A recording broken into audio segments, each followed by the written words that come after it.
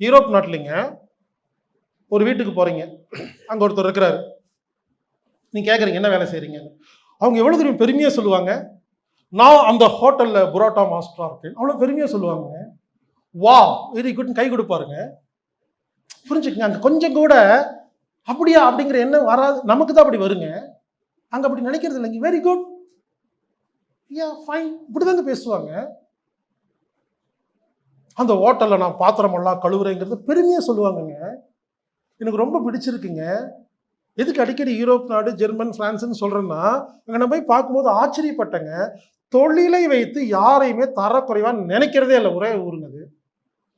இந்த பொண்ணு மாப்பிள்ளை தேடுற இந்த மேட்ரிமோனியல் இருக்கு இல்லைங்களா, அதுல கூட ஒரு டாக்டர் மாப்பிள்ளைக்கு ஒரு சர்வர் வந்து அப்ளை பண்ணலாங்க. உங்க ப்ரொஃபைல் பார்த்தேன்.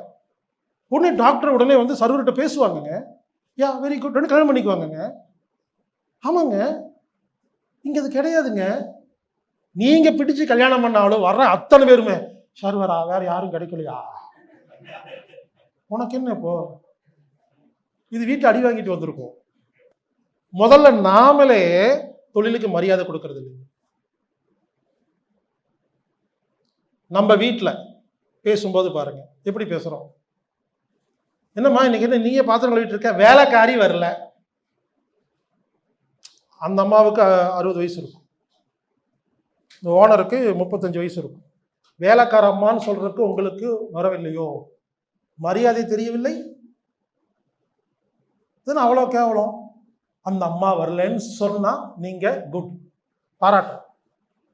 அவ வரல, உங்களை நாங்க மதிக்க மாட்டாங்க. புரிஞ்சுக்க, ஓஹோ இதுக்கெல்லாம் மரியாதை இல்லை, நான் மைண்ட் நினைச்சுக்குவேன், உங்ககிட்ட சொல்ல மாட்டேன். ஆட்டோக்காரன் வந்துட்டானா பாரு, சின்ன குழந்தைகிட்ட அது ஓடி போய் அவன் இன்னும் வரல. உங்க குழந்தைய பாதுகாப்பா கூட்டிட்டு போற ஆட்டோக்கார அண்ணன் சொல்ல தெரியும் துப்பு இல்லையா? அதுக்கு புரியவில்லையா? இன்னும் உங்களுக்கே புரியவில்லை என்றால் உங்கள் குழந்தைகளுக்கு எப்படி புரியும்? இந்த ஊருக்கு எப்பொழுது புரியும்? வேலைக்காரி, ஆட்டோக்கார, கீரைக்கார, மளிகை கடையில் 15 வருஷமா அக்கௌண்ட்ல பணம் வாங்கிட்டு இருப்பீங்க.